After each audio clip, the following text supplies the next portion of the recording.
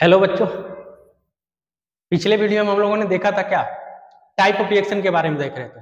Type of reaction में हम लोगों ने 3-4 रिएक्शन देख लिया था। पहला कॉम्बिनेशन रिएक्शन क्या होता है, डिकम्पोजिशन रिएक्शन क्या होता है, डिस्प्लेसमेंट रिएक्शन क्या होता है, रिएक्टिविटी सीरीज। डिस्प्लेसमेंट रिएक्शन के लिए बहुत ही इंपॉर्टेंट रिएक्शन, बहुत ही इंपॉर्टेंट सीरीज होती है क्या, रिएक्टिविटी सीरीज। उसको कैसे लर्न करना उसको मैंने बताया हुआ है, निमोनिक्स के थ्रू कैसे लर्न करेंगे रिएक्टिविटी सीरीज को। उसके बाद हम लोग देखेंगे double displacement reaction. Double displacement reaction में भी 2-3 टाइप बताया था मैंने। डबल डिस्प्लेसमेंट रिएक्शन में भी क्या होता है, न्यूट्रलाइजेशन रिएक्शन होता है, प्रेसिपिटेशन रिएक्शन होता है।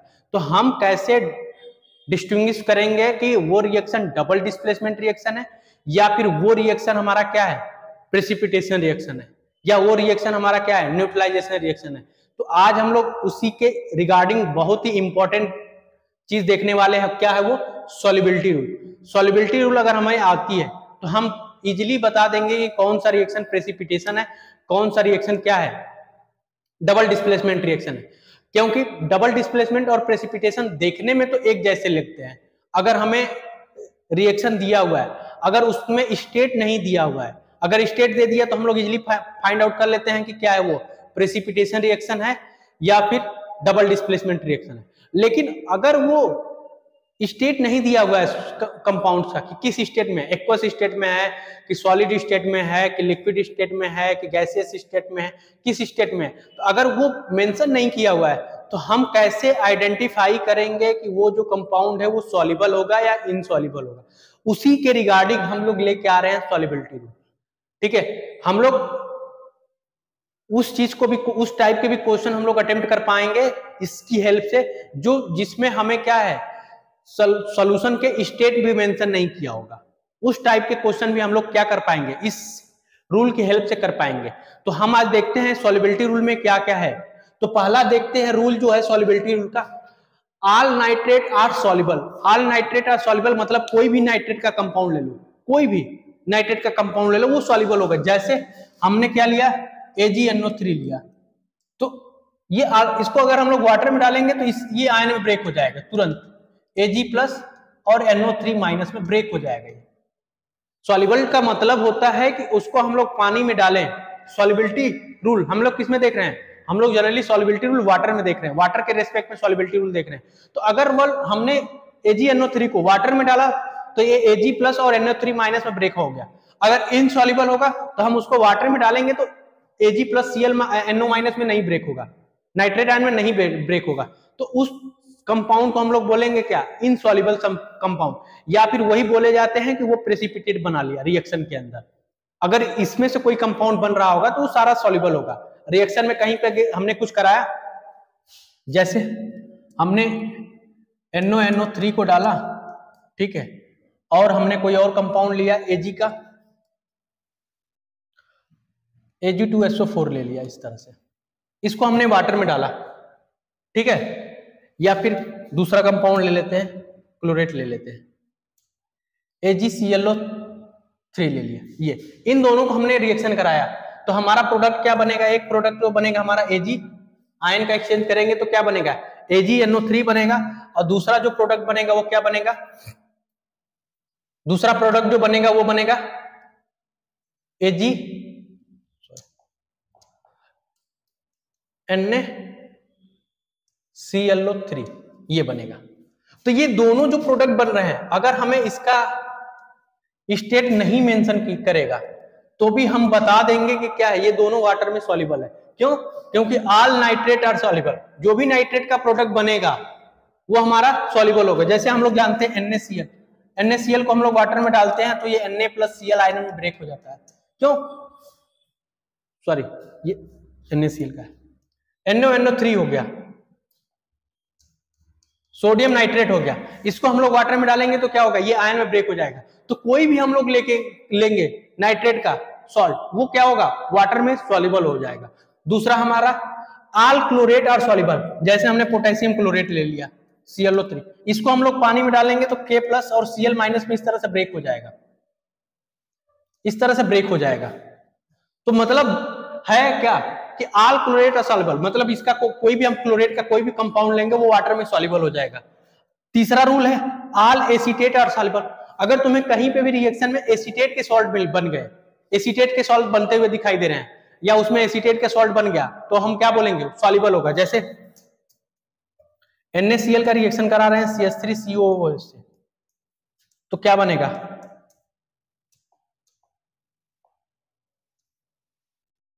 CH3COOH बना दे और HCl बना दे, तो ये है जो सोडियम एसीटेट, ये भी वाटर में क्या हो जाएगा, सॉल्युबल हो जाएगा। तो ये हमारा 3 रूल अभी हमने बताया, कौन कौन सा, all nitrate are soluble, all chlorate are soluble, all acetate are soluble. ये तीनों के कंपाउंड के जो भी सॉल्ट तुम्हें मिलेंगे वो सारे के सारे क्या होंगे, सॉल्युबल होंगे। Next rule, all sulphate are soluble, जितने भी सल्फेट के सॉल्ट होंगे वो सारे के सारे क्या हैं, सॉल्युबल होंगे, except heavy element of group second.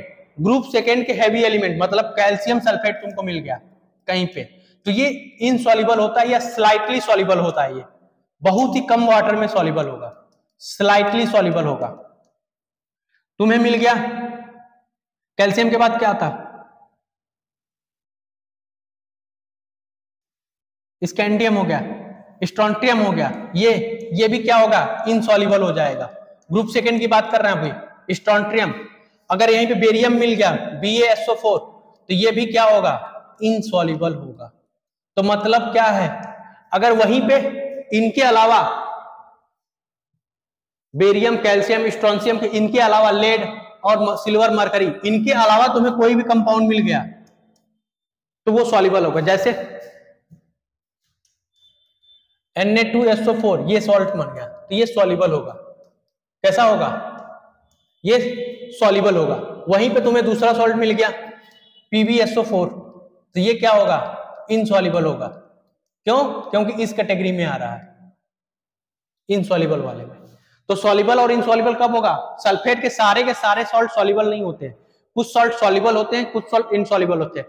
तो सॉल्युबल सॉल्ट मैक्सिमम होते हैं। इनसॉल्युबल सॉल्ट में हमें क्या याद करना है, ग्रुप सेकेंड के हैवी एलिमेंट कौन कौन से हैं, कैल्शियम, स्ट्रोंशियम, बेरियम, ये ग्रुप सेकेंड के हैवी एलिमेंट में आते हैं, तो ये इनसॉल्युबल होते हैं। उसके बाद कुछ डीप ब्लैक के मेटल, जैसे मेटल कौन कौन से है, सिल्वर, लेड, मरकरी, इनके भी सल्फेट आयन जो मिलेंगे वो इनसॉल्युबल होंगे।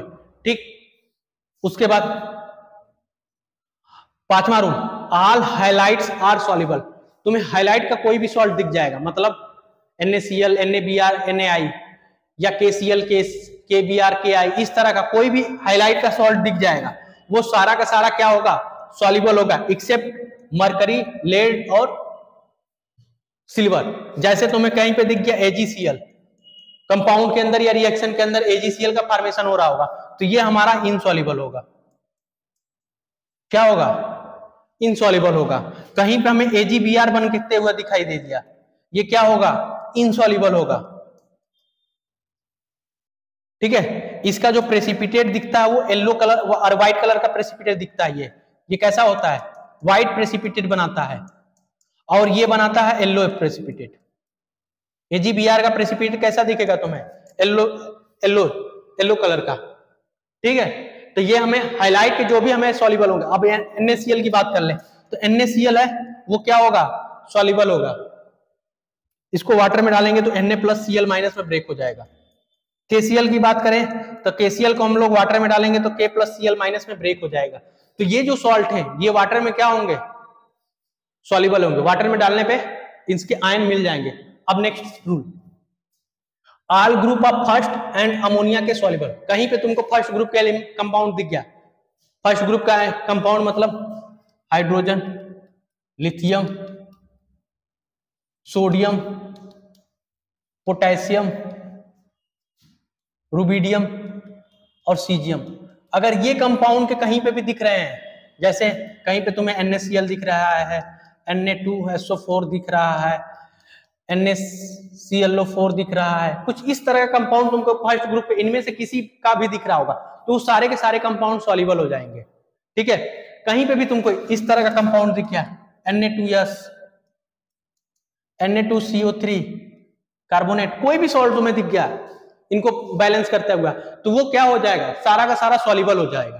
ठीक है, अब यहां से रूल आता है इनसॉल्युबल का। अगर आल सल्फाइड, कहीं पे तुमको सल्फाइड दिख गया, फास्फेट दिख गया, कार्बोनेट दिख गया, क्रोमेट दिख गया, ये आर इनसॉल्युबल, इनके सॉल्ट इनसॉल्युबल होंगे। सोल्यूशन के अंदर तुम्हें इनके सॉल्ट दिख रहे हैं तो वो इनसॉल्युबल होंगे एक्सेप्ट ग्रुप फर्स्ट और सेकेंड। ग्रुप फर्स्ट और अमोनिया, सॉरी सेकेंड नहीं, ग्रुप फर्स्ट और अमोनिया के जो सॉल्ट होंगे इनके साथ वो सिर्फ सॉल्युबल होंगे, उसके अलावा कुछ नहीं सॉल्युबल है। क्यों? क्योंकि आल ग्रुप और अमोनिया के जो सॉल्युबल होते हैं, अगर तुम्हें ये दिख गया CaCO3 कैल्शियम कार्बोनेट, तो ये तुम्हें क्या मिलेगा? इनसॉल्युबल वाटर में मिलेगा, सॉल्युबल में नहीं मिलेगा। इसको टेस्ट करना हो तो जो घर में मार्बल्स होते हैं उनको लेके पानी में डालो, देखोगे घुलेगा नहीं। मार्बल्स में क्या होता है? कैल्शियम कार्बोनेट ही होता है, वो घुलेगा नहीं। या जो हम लोग घरों में व्हाइट वॉशिंग करते हैं, अगर व्हाइट वॉशिंग करने के बाद वो क्या हो जाता है? दीवार पे जम जाता है, वो व्हाइट कलर का हो जाता है, तो उसको हम लोग व्हाइट वॉश के बाद उसको हम लोग हाथ से उखेड़ के उसको हम लोग वाटर में डिजॉल्व करें तो नहीं डिजॉल्व होगा। क्यों? क्योंकि वो इनसॉल्युबल होता है। लेकिन वहीं पे कैल्शियम ऑक्साइड जो हम लोग घरों में व्हाइट वॉशिंग के लिए चूना जो जिसको बोलते हैं, तो अगर हम चूना को लेकर वाटर में डालेंगे तो कुछ समय बाद वो डिजॉल्व हो जाएगा, ठीक है, लेकिन ये नहीं डिजॉल्व होगा। तो क्यों? क्योंकि देखो ये किस में आ रहा है, इस ग्रुप का। यहीं पे हमें तुमको ये दे दे Na3PO4 ये दे दिया तो ये सॉल्युबल हो जाएगा। क्यों? क्योंकि ये जो कंपाउंड है फर्स्ट ग्रुप का, ये भले इनसॉल्युबल होता लेकिन ये सॉल्युबल हो जाएगा। अगर यही फास्फेट किसी और के साथ होता है, जैसे मैं बोल दूं कैल्शियम फास्फेट, इस तरह का, ये कैल्शियम फास्फेट की बात करूं तो ये क्या हो जाएगा? इनसॉल्युबल हो जाएगा। कहीं रिएक्शन में तुम्हें इस तरह से कंपाउंड दिख जाएगा तो उसको क्या देख दोगे? इनसॉल्युबल दे दोगे। उसके बाद अभी तक मैंने 7 रूल बताया, 7 रूल में कोई दिक्कत? उसके बाद देखो last rule, all hydroxide are insoluble. अगर हाइड्रोक्साइड दिख रहा है तो वो इनसॉल्युबल होगा एक्सेप्ट फर्स्ट और अमोनिया और ग्रुप सेकंड के हैवी एलिमेंट। ग्रुप सेकंड के हैवी एलिमेंट कौन कौन से हैं? तो बेरियम हो गया, स्ट्रोंसियम हो गया, कैल्शियम हो गया। इनको हम लोग बोलते हैं क्या? Heavy element. अगर तुम्हें BaOH2 दिख रहा है तो ये वाटर में सॉल्युबल होगा। क्या हो जाएगा? वाटर में सॉल्युबल होगा। लेकिन यहीं पे तुम इनके अलावा FeOH2 दिख जाएगा तो वो इनसॉल्युबल होगा। वहीं पे तुमको MgOH2 दिख जाएगा, इनसॉल्युबल होगा, क्योंकि ये हैवी ग्रुप सेकंड के हैवी एलिमेंट में नहीं आता है। क्या हो जाएगा? इनसॉल्युबल हो जाएगा। ठीक है, जैसे तुमको PbOH2 दिख गया तो ये क्या होगा? इनसॉल्युबल होगा।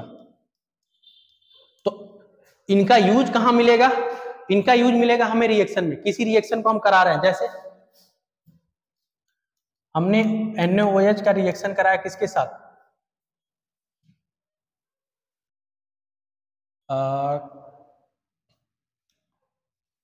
कोई ले लेते हैं,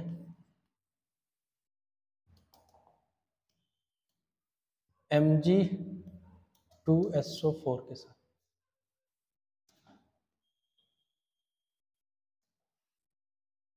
या फिर उसको ले लेते हैं, कोई एग्जांपल्स, AgNO3 के साथ। हमने किसका रिएक्शन किया? इसका रिएक्शन किया। इसमें अगर आयन का एक्सचेंज हो गया तो क्या बनेगा? NaNO3 बनेगा प्लस AgOH2, AgOH बनेगा। तो AgOH जो होगा ये वाटर में इनसॉल्युबल होगा, मतलब ये हमारा प्रेसिपिटेट रिएक्शन कहलाएगा, ना कि क्या कहलाएगा? Double displacement reaction. ठीक है, उसी तरह से हमने एग्जांपल से ले लिया, AgNO3 का रिएक्शन करा दिया NaCl के साथ। तो इसमें जो प्रोडक्ट बनेगा क्या बनेगा? AgCl प्लस NaNO3 बन गया। तो ये AgCl जो है ये सॉलिड फॉर्म में रहेगा, ये हमारा क्या कहलाएगा? प्रेसिपिटेट रिएक्शन कहलाएगा, ना कि double displacement reaction. Double displacement reaction नहीं कहलाएगा। क्या कहलाएगा? ये फिर ये प्रेसिपिटेट रिएक्शन कहलाएगा, डबल डिस्प्लेसमेंट रिएक्शन नहीं कहेंगे इसको। रीजन, क्योंकि इसमें AgCl है वो प्रेसिपिटेट बनाता है। किस कलर का प्रेसिपिटेट होता है? व्हाइट प्रेसिपिटेट होता है। क्या होता है? व्हाइट प्रेसिपिटेट होता है। इसीलिए हम लोग क्या बोलते हैं, ये तो यहाँ पे हमें रिएक्शन को पहचानने में इंपॉर्टेंट होगा। अगर यहाँ पे इसका स्टेट हमको नहीं मेंशन किया है, हमें स्टेट इसका मेंशन नहीं किया हुआ है और हमसे ये क्वेश्चन पूछ दिया विदाउट स्टेट मेंशन हुआ, फिजिकल स्टेट इसका मेंशन नहीं किया हुआ कंपाउंड्स का, और हमसे डायरेक्ट पूछ दिया कि क्या होगा ये कंपाउंड, किस टाइप का रिएक्शन होगा, double displacement plus precipitate, redox या फिर कॉम्बिनेशन, तो किस टाइप का रिएक्शन हम उसको बोलेंगे? तो हम इसको डबल डिस्प्लेसमेंट नहीं बोलेंगे। बहुत सारे बच्चे इसको डबल डिस्प्लेसमेंट बोलेंगे। क्यों? क्योंकि आयन का एक्सचेंज दिख रहा है इनको, लेकिन जो अगर सही से पढ़ के गया होगा उसको ये दिखेगा क्या, AgCl का प्रेसिपिटेट बनता हुआ, AgCl का प्रेसिपिटेट बनता हुआ, जिसकी वजह से ये क्या कहलाएगा, प्रेसिपिटेट रिएक्शन कहलाएगा, ना कि डबल डिस्प्लेसमेंट रिएक्शन कहलाएगा। तो होप सो आपको ये सॉल्युबिलिटी रूल समझ में आई होगी। अगर किसी को सॉल्युबिलिटी रूल्स में रिलेटेड कोई भी क्वेरी हो तो आप हमें कमेंट बॉक्स में कमेंट कर सकते हैं, ठीक है। अगर वीडियो अच्छे लगे तो हमारे चैनल को सब्सक्राइब करिए, कमेंट करिए, लाइक करिए, ठीक है। अगर इससे रिलेटेड कोई भी क्वेरी हो तो आप हमें जरूर कमेंट कर सकते हैं, ठीक है। Thank you.